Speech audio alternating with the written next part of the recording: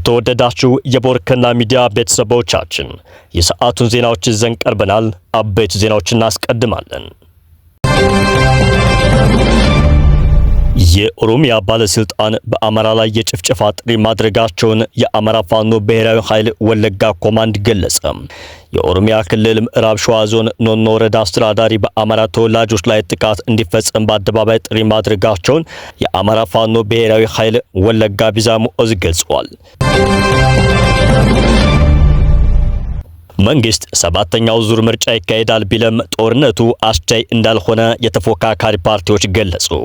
ጠቅላይ ሚኒስትር አብይ አህመድ ሰባተኛው ዙር ምርጫ በተያዘው ዓመት ይካሄዳል ቢሉም ተፎካካሪ ፖለቲካ ፓርቲዎች ግን በኢትዮጵያ የሚስተዋሉ ጦርነቶችና አለመረጋጋቶች ምርጫ ለማስኬድ አስቻይ እንዳልሆኑና ቅድሚያ ሊቆሙ እንደሚገባ ለቦርከና ገልጸዋል።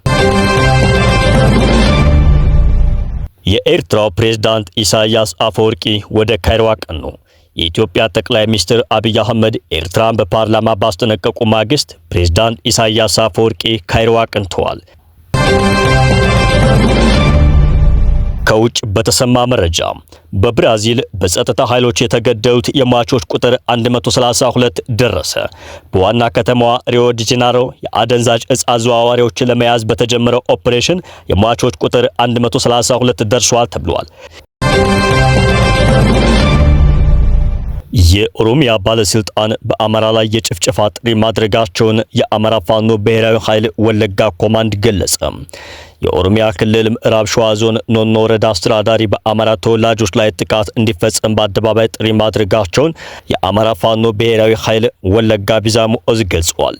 በወለጋ የሚንቀሳቀሰው የአማራ ፋኖ ብሔራዊ ኃይል ቢዛሞ ኦዝ የወረዳው አስተዳዳሪ ወንዳ ፍራሽ ሉሌሳ የአማራን ሕዝብ ለማስጨፍጨፍ የኦሮሞን ማህበረሰብ በነፍስ ወከፍ ታጥቆ እንዲነሳ ቀስቅሰዋል ብሏል።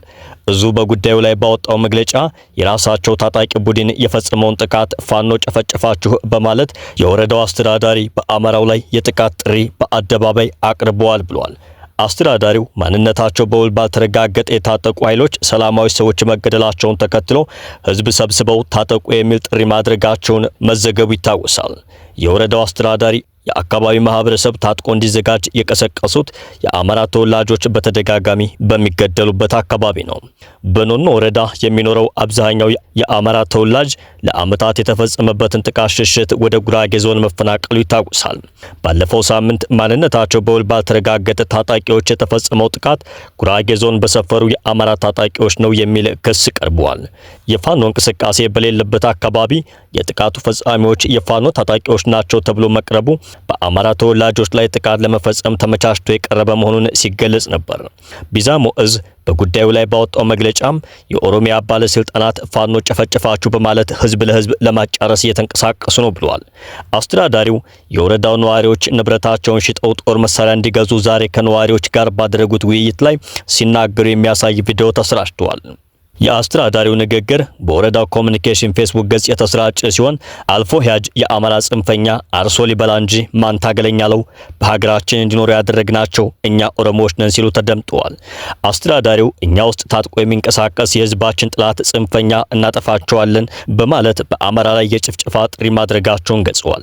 አስተዳዳሪው በህዝብ ፊት ባደረጉት ንግግር ለነሱ ያለን ጥላቻ በመጥላት ብቻ ሳይሆን ገለን እናሳያቸዋለን አሁን የያዛችሁት ሽመል በቅርቡ በክላሽ ይቀየራል ሲሉ ተደምጠዋል። አንድነትና ቁርጠኝነት እንጂ መንግስታችን ማህበረሰባችንን ማስታጠቅ አይከብደውም።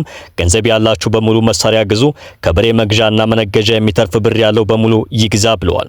ማህበረሰቡ በራሱ ገንዘብ መሳሪያ ከገዛ ህጋዊ እንደሚደረግለት በመግለጽ አቅም ያለው ለወጣቱ ክላሽ ገዝቶ እንዲያስታጥቅ ጥሪ አቅርበዋል። ቢዛሞ እዝ በጉዳዩ ላይ ባወጣው መግለጫ በተለያዩ የኦሮሚያ አካባቢዎች የአማራ ተወላጆችን በፋኖ ስም ፈርጆ የማጥቃት እንቅስቃሴ መጀመሩን ጠቁመዋል። በቅርቡ በምስራቅ ወለጋ ዞን አርጆ ተብሎ በሚጠራ ቦታ ላይ አንድ የአማራ ተወላጅ ወጣት ፋኖ ነው ተብሎ በበርካታ ሰዎች ከበባ በአሰቃቂ ሁኔታ መገደሉን አስታውቋል። በወለጋ የሚንቀሳቀሰው ቢዛሞ እዝና ሌሎች በኦሮሚያ ክልል አዋሳኝ ዘልቀው የገቡ የፋኖ ኃይሎች በኦሮሞ ማህበረሰብ ላይ አንዳች ጥቃት አልፈጸሙም ብለዋል። እዙ በተቆጣጠራቸው የተለያዩ የወለጋ አካባቢዎች ዘር ቀለም ሳይለይ ሰውን በሰውነቱ አክብሮ እያስተዳደረ መሆኑን ገልጸዋል።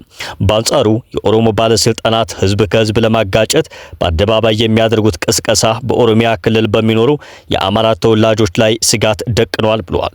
በኦሮሚያ ክልል የሚኖረው አማራ ራሱን ከተደገሰለት ጥቃት ለመከላከል ዝግጁ ሆኖ እንዲጠብቅ እዙ ጥሪ አቅርበዋል። የኦሮሞ ማህበረሰብ የባለስልጣናትን ቅስቀሳ ሰምቶ በአማራ ላይ ጥቃት በመፈጸም ተባባሪ ሆኖ ስህተት እንዳይፈጽም እዙ አሳስበዋል። አማራና ኦሮሞ እንደ ህዝብ ችግር የለባቸውም ያለው እዙ ችግሩ ያለው ስልጣን ከእጃቸው እንዳይወጣ የእርስ በርስ ግጭት ከሚፈጥሩ ባለስልጣናት ነው ብለዋል። መንግስት ሰባተኛው ዙር ምርጫ ይካሄዳል ቢለም ጦርነቱ አስቻይ እንዳልሆነ የተፎካካሪ ፓርቲዎች ገለጹ። ጠቅላይ ሚኒስትር አብይ አህመድ ሰባተኛው ዙር ምርጫ በተያዘው ዓመት ይካሄዳል ቢሉም ተፎካካሪ ፖለቲካ ፓርቲዎች ግን በኢትዮጵያ የሚስተዋሉ ጦርነቶችና አለመረጋጋቶች ምርጫ ለማስኬድ አስቻይ እንዳልሆኑና ቅድሚያ ሊቆሙ እንደሚገባ ለቦርከና ገልጸዋል። እውነተኛና ፍትሃዊ ምርጫ ለማካሄድ ቅድሚያ አስቻይ ሁኔታዎች መረጋገጥ አለባቸው የሚሉት ፓርቲዎቹ ይህ ካልሆነ በይስሙላ ምርጫ ላለመሳተፍ ሊወስኑ እንደሚችሉም ከወዲሁ እየተናገሩ ይገኛሉ። ጠቅላይ ሚኒስትር አብይ አህመድ በሰሞንኛ የፓርላማ ውሏቸው ሰባተኛው ዙር ሀገር አቀፍ ምርጫ እንደሚካሄድ እርግጠኛ ሆነው ሲናገሩ የተደመጡ ሲሆን የኢትዮጵያ ምርጫ ቦርድ በበኩሉ ምርጫው ግንቦት 2018 ዓ.ም እንደሚካሄድ ዝርዝር መርሃ ግብሮችን በማውጣት ሰሞኑን አስታውቋል። በኢትዮጵያ የሚንቀሳቀሱ ተፎካካሪ ፓርቲዎች ግን ምርጫው መደረጉን በመደገፍ ዝግጅት እያደረጉ ቢሆንም መንግስት ቅድሚያ ጦርነት ካላስቆመ ለምርጫው አስቻይ ሁኔታ አይኖርም ሲሉ ለቦርከና ተናግረዋል።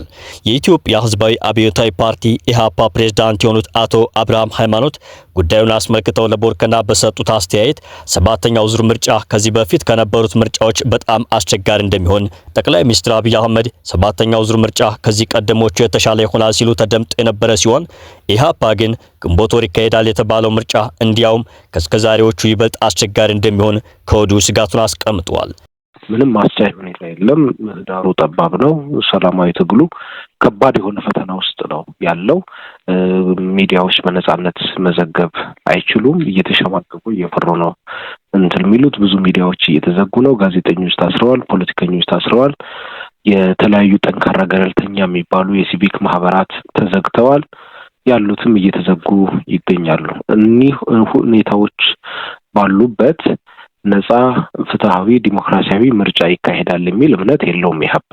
ቅድሚያ መስራት የነበረባቸውን ምርጫ አስቻይ ሁኔታዎች ቅድሚያ አለመስራታቸው ለስጋታቸው ምክንያት መሆናቸውንም የኢሃፓው ፕሬዝዳንት ለቦርከና ተናግረዋል። በዚህም ለምሳሌ ምርጫው 1 እና 2 ዓመት ሲቀረው ቢያንስ እንኳን ለይስሙላም ቢሆን በየክልሎች እየተዞረ ማደራጀትና ህዝብ ማወያየት ይገባ ነበር ብለዋል። በመሆኑም እስካሁን ምርጫ ለማካሄድ ምንም አስቻይ ሁኔታ የለም ያሉት አብርሃም ሰላማዊ ትግሉ ከባድ የሆነ ፈተና ውስጥ ነው ያለው። ሚዲያዎች ለመዘገብ እየተሸማቀቁ እየፈሩና እየተዘጉ ነው። ጋዜጠኞችና ፖለቲከኞች ታስረዋል። ጠንካራ የሚባሉ ሲቪክ ማህበራት ታግደዋል ብለዋል። እነዚህ ድርጊቶች ባሉበት ኢሃፓ ፍትሃዊና ዲሞክራሲያዊ ምርጫ ይካሄዳል የሚል እምነት የለውም ሲሉም ስጋታቸውን ተናግረዋል። በመሆኑም ከዚህ ወዲያ ህጋዊ መብታችንን ከመንግስት ብቻ አንለምንም፣ ህዝባችንን አንቅተን አደራጅተን ህገ መንግስታዊ መብታችንን ራሳችንን ማስከበር እንችላለን በሚል ከፍተኛ ዝግጅት ላይ ነው ያለነው። ትብብር ለኢትዮጵያ አንድነት የሚል ቅንጅት ፈጥረናል ሲሉ አስረድተዋል። በይስሙላ ምርጫ መሳተፍ ስለማንፈልግ አስቻይ ሁኔታ እንዲፈጠር እንታገላለን። ከምርጫ አንወጣም። እስካሁን ድረስ ባለው ሂደታችን ዝግጅት ላይ ነን። በምርጫ የምናምን ሰላማዊ ታጋዮች ነን ያሉት ፕሬዝዳንቱ፣ ሆኖም በአማራና ኦሮሚያ ክልሎች ያሉት ጦርነቶች ቁመው በድርድር መፈታት፣ የፖለቲካ እስረኞችን መፈታት አለባቸው። እነዚህ ለምርጫው በጣም ወሳኝ ናቸው ሲሉም ቅድመ ሁኔታዎችን አስቀምጠዋል። ጠንካራ አባላት ፈጥረናል ያሉት አቶ አብርሃም መንግስት የሆነው ብልጽግና ምንም ቅቡልነት የለውም፣ በህዝብ የተጠላና ተፈትሾ የተጣለ ነው። አቅምም ብቃትም ማህበራዊ መሰረትም ህዝባዊ ተቀባይነትም ያለን ፓርቲዎች እኛ ነን ሲሉም መንግስትን አጣጥለዋል። በምንም መንገድ ብልጽግና እኛ ጋር ሊገዳደር የሚችል እንዳልሆነ እናውቃለን። ያለ ጥርጥር እናሳካዋለን። ነገር ግን ምናልባት ምርጫውን አጭበርብሮ አሁን በሚሄድበት አካሄድ ሄዶ በማጭበርበር ሊያሸንፈን ይችላል። ያ ማሸነፍ ሳይሆን ማጭበርበር ነው። ስለዚህ እውነተኛ ፍትሃዊ ምርጫ ይካሄድ ነው ያሉት። መንግስት ይካሄዳል እያለው ላለው ሰባተኛው ዙር ምርጫ አስቻይ ሁኔታ ስለመኖርና አለመኖሩ አስቻይ እንዲሆን ምን መደረግ እንዳለበት ቦርከና አስተያየት የጠየቃቸው የእናት ፓርቲ ዋና ጸሐፊና የፖለቲካ ዘርፍ ኃላፊው ዶክተር አሰፋ ዳነ በበኩላቸው በተወሰነው የጊዜ ገደብ ውስጥ ምርጫ ማድረግ ተገቢ መሆኑን አስረድተው ግን የህዝብ ተወካዮችን የሀገር መሪዎችን የመምረጥ ያህል ትልቅ ነገር ቅድሚያ ሰላምን ይፈልጋል ብለዋል። ሰላም በሌለበት ሁኔታ ምርጫን ማድረግ የሚቻል አይደለም። እንኳን የሰላም እጦት ከዚህ ቀደም የነበረው የኮቪድ ችግርም ምርጫን ለማድረግ አስቻል አልነበረም። ምርጫው ተራዝሞ አሁን ድረስ ለቀጥለው ቀውስ ተዳርገናል ሲሉም አስታውሰዋል። የዘንድሮ ምርጫ ይካሄዳል የሚል እምነት አለን ያሉት ዶክተር አሰፋ ቅድሚያ ግን ሰላም መኖር አለበት። ምንም እንኳን በፕሪቶሪያው ስምምነት ጦርነቱ የቆመ ቢሆንም አሁንም በትግራይ ክልል ከፍተኛ የጦርነት እንቅስቃሴ አለ። በዚህም ፉከራዎች መኖራቸውን መረጃ ያመላክታሉ ብለዋል። እንዲሁም በአማራ ክልል ከፍተኛ ጦርነት መኖሩን የጠቀሱት የእናት ፓርቲው ዶክተር አሰፋ የአማራ ክልል ጦርነትም ምርጫ ለማድረግ አስቻይ ሁኔታ አይደለም፣ በኦሮሚያ ክልልም ከፍተኛ የሆነ አለመረጋጋት አለ፣ በመንግስትና ኦነግ ሸኔ መካከል ጦርነት አለ ብለው ምርጫ ለማካሄድ ጦርነቱን ማስቆም እንደሚገባ አስገንዝበዋል። ምርጫ ለማድረግ ፕሮግራምን ማሳወቅ ያስፈልጋል። ፕሮግራምን ለማሳወቅ ደግሞ ህዝቡን መሰብሰብ መቻል አለበት ብለው ህዝብን ለመሰብሰብ ግን የሰላም ዋስትና ያስፈልጋል። የምርጫ እጩዎችንና የምርጫ ታዛቢዎችን መመልመል ያስፈልጋል። እነዚህን ሁሉ ለማድረግ ደግሞ አሁን ያለው ሁኔታ እጅግ በጣም አስቸጋሪ ነው ሲሉም ተናግረዋል። መንግስት ወደ ሰላም መጥቶና ሁሉን ነገር አረጋግቶ ለምርጫ ሊሆን የሚችል ድባብ ከፈጠረ እናት ፓርቲ በሰባተኛው ዙር ምርጫ ለመሳተፍ ዝግጅት እያደረገ መሆኑን ጠቁመዋል። የፓርቲው አካላት ግን በምርጫው እንሳተፋለን ወይም አንሳተፍም የሚለውን ውሳኔ ላይ እንዳልደረሱና ሁኔታዎችን እየተከታተሉ ስለመሆኑም ዶክተር አሰፋ ዳነ ለቦርከና ተናግረዋል።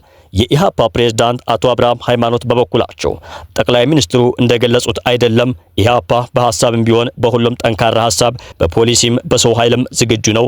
ድርጅታችን አስቻይ ሁኔታ እንዲኖር ምህዳሩ እንዲሰፋ እውነተኛ ገለልተኛና ዲሞክራሲያዊ ምርጫ ተካሂዶ ይህች ሀገር ለአንዴና ለመጨረሻ ጊዜ ትረፍ። እውነተኛ ምርጫ ካልተካሄደ ግን እንደምትፈርስ ጭምር ነው የምንናገረው ብለዋል። በሌላ በኩል ምርጫ ቦርድ ምርጫው ለማካሄድ ዝግጅት ከማድረግ በተጨማሪ ፍትሃዊ ምርጫ እንዲካሄድ ከወዲሁ መሞገት አለበትም ተብሏል። የኢሃፓ ፕሬዝዳንት አቶ አብርሃም ቦርዱን በተመለከተ ለቦርከና በሰጡት አስተያየት ምርጫው ራሱ ፖለቲካ ምህዳሩ እንዲሰፋ የሚያደርግ እውነተኛ ድርድር ከተቃዋሚ ፓርቲዎች ጋር መንግስት ማድረግ አለበት ሲሉ አክለዋል።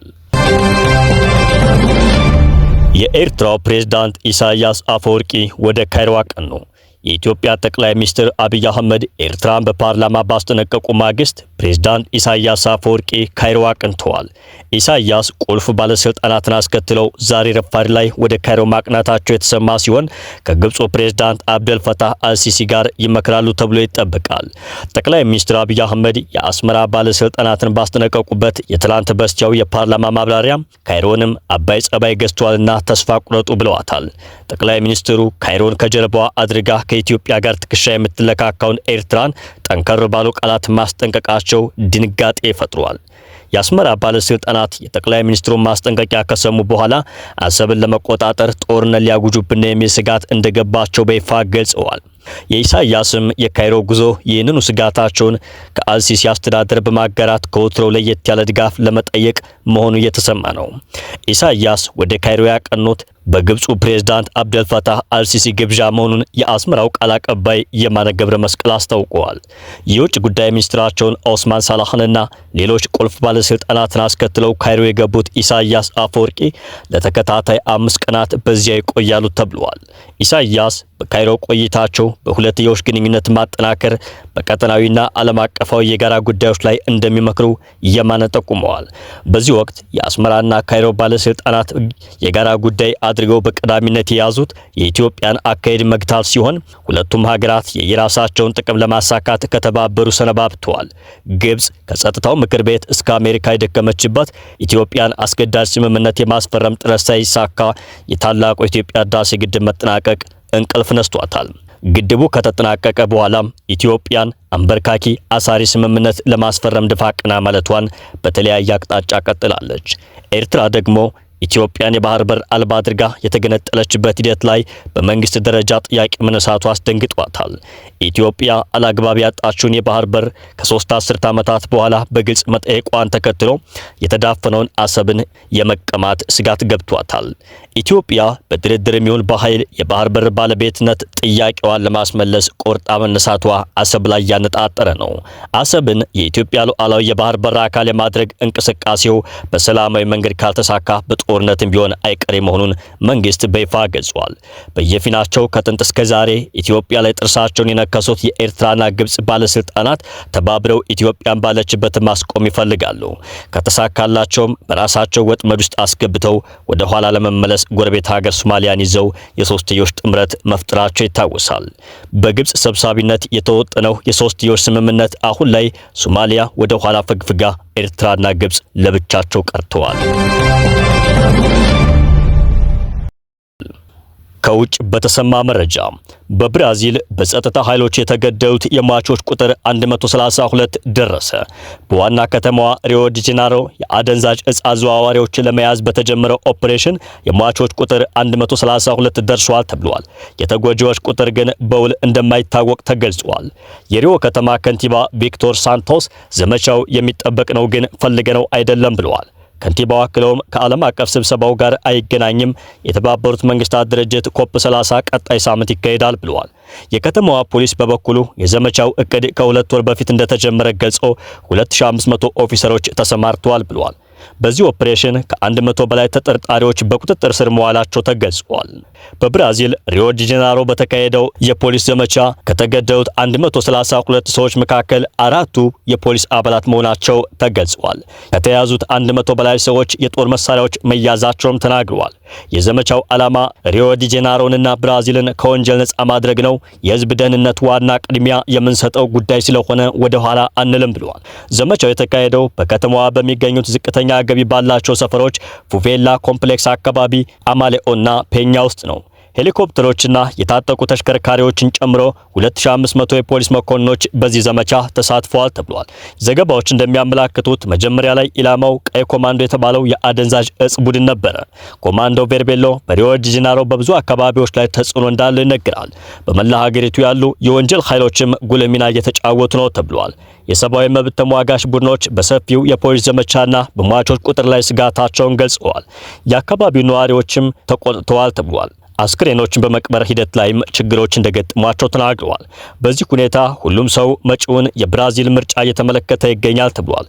ፕሬዝዳንት ሉዊዝ አናሲዮ ሉላ ዳ ሲልቫ በድጋሚ ለመመረጥ መዘጋጀታቸውን አስታውቀዋል። ነገር ግን ከቀኝ ክንፍ ፓርቲዎች ትችት እየገጠማቸው ይገኛል። የፖሊስ ዘመቻው በሚቀጥለው ሳምንት በሪዮ ዲ ጄኔሮ በሚካሄደው ዓለም አቀፍ ኮንፈረንስና በኖቬምበር ላይ በአማዞን በሚገኘው ቤሌም በሚጀመረው የአየር ንብረት ጉባኤ 30 ወይም ክላይሜት ሰሚት 30 ከሚካሄዱት ዓለም አቀፍ ክስተቶች አንጻር እየታየ ነው።